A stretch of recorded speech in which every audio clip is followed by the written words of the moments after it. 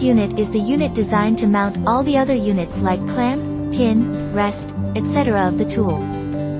Also other parts like pneumatic valve box, trucking cable path will also be mounted on base unit.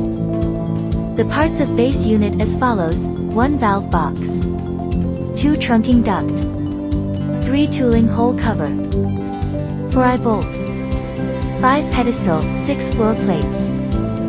1A valve box is a box-shaped part equipped with a solenoid valve that collects and supplies air to pneumatic cylinders in controlled manner, facilitating their operation within a pneumatic system.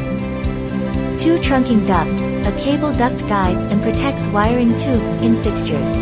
3. Tooling hole cover. In the tooling hole cover the coordinates points are engraved on it. The hole which mention the coordinates give the position and placements of the particular units. The tooling hole serves to aid in CMM and QC inspections while protecting it from damage. For eye bolt, it securely attaches a looped eye to a structure for lifting with ropes or cables. It is also used to drag or lift the base unit during relocation. 5. Pedestal. Pedestal is a stand-like structure where the entire unit of the base will be mounted. 6. Floor plates. Floor plates mount the base to the floor and ensure fixture flatness.